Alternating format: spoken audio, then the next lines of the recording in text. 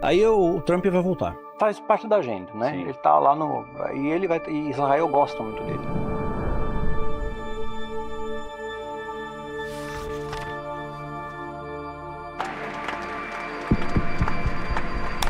The office of President of the United States. And will, to the best of my ability. And will to the...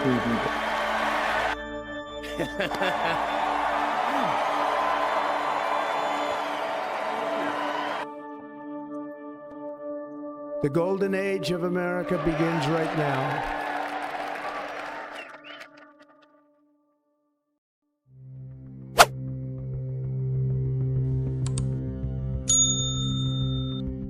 Durante uma grande cerimônia mundial, algo curioso aconteceu. Um robô atravessou as águas montado sobre um cavalo. No mesmo dia, uma figura mascarada, vestida de branco, cruzou um arco monumental diante do olhar de líderes do mundo inteiro. Coincidência? Talvez. Mas o livro de Apocalipse já havia descrito essa cena quase 2000 anos atrás. E olhei, e eis um cavalo branco. E o que estava assentado sobre ele tinha um arco. E foi-lhe dada uma coroa, e saiu vitorioso para vencer. Um arco. Uma coroa. Um homem que sai para conquistar. Durante séculos, ninguém conseguiu dizer com certeza quem seria esse cavaleiro. Mas pela primeira vez na história, quase todos os elementos dessa profecia parecem estar diante dos nossos olhos ao mesmo tempo. Em Apocalipse 6, João descreve um cavaleiro montado em um cavalo branco muito antes da guerra, da fome e da morte aparecerem nos capítulos seguintes. Ele recebe uma coroa, carrega um arco, mas o texto nunca menciona flechas. Para muitos estudiosos, esse detalhe não é acaso. Um arco sem flecha sugere conquista sem guerra, vitória pela influência, não pela força. A cor branca, associada à pureza, pode ser justamente o disfarce. Assim como a Bíblia descreve Satanás como anjo de luz, esse cavaleiro pode representar um líder carismático que se apresenta como pacificador, mas que na verdade conduz ao engano.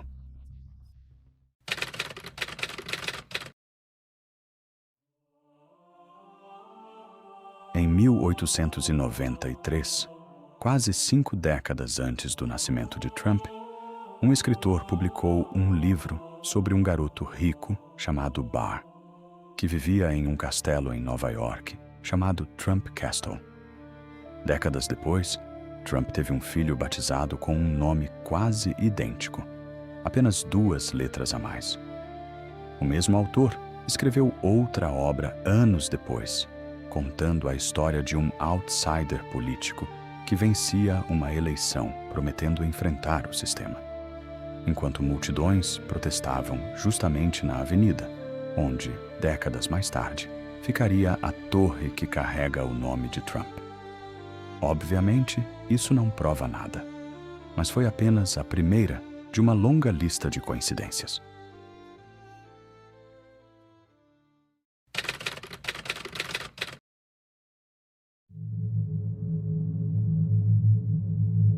A cédula de $1 é uma das mais estudadas por teóricos da conspiração.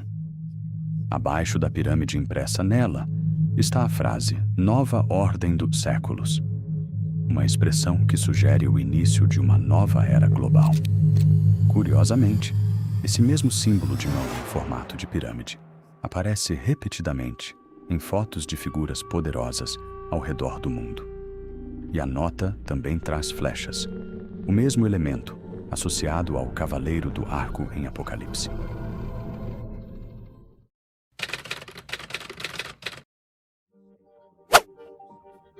Donald Trump ficou mundialmente conhecido por mediar um conjunto de acordos diplomáticos que aproximaram nações que, durante décadas, pareciam impossíveis de se reconciliar.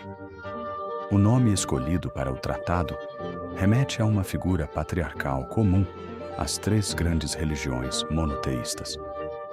Um símbolo de unificação entre povos que antes estavam divididos. Só que, segundo diversos analistas, o verdadeiro arquiteto por trás das negociações não foi Trump, e sim Jared Kushner, que atuou nos bastidores como o principal intermediador da paz.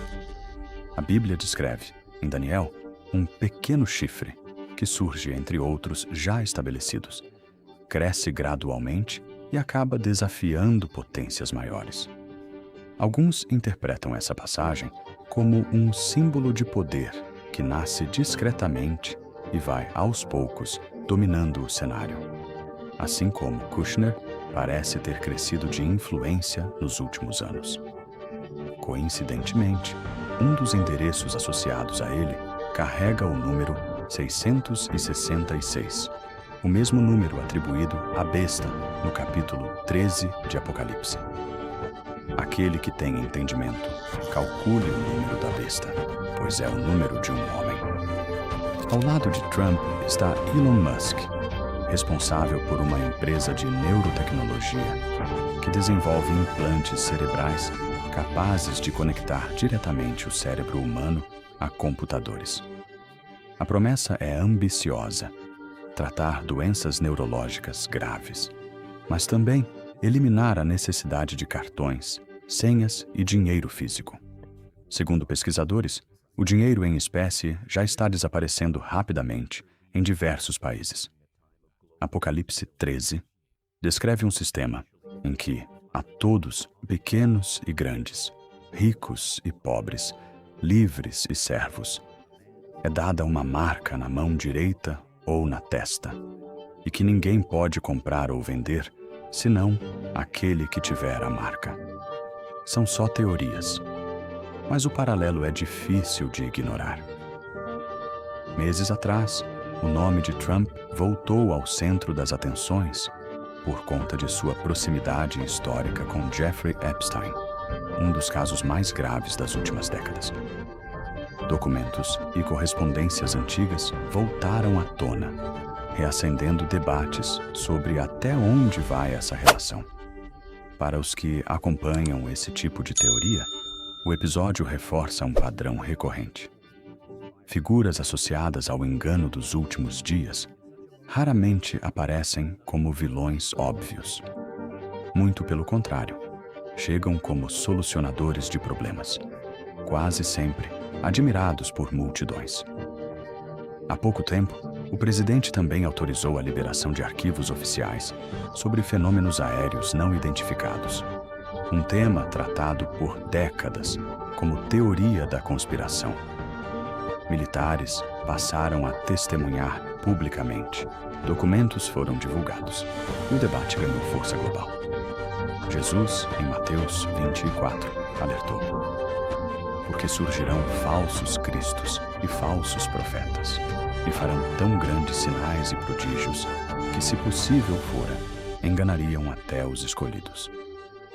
O objetivo desse vídeo nunca foi afirmar que o presidente americano é o primeiro cavaleiro do Apocalipse ou o Anticristo. O objetivo é mostrar como as peças do cenário profético estão se organizando diante dos nossos olhos, mais rápido do que qualquer geração anterior já presenciou.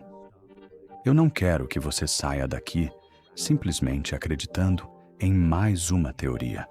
Quero que você saia sabendo investigar, questionar a fonte, buscar o contexto e chegar às suas próprias conclusões, sem se deixar manipular por narrativas prontas, seja para acreditar em tudo, seja para descartar tudo.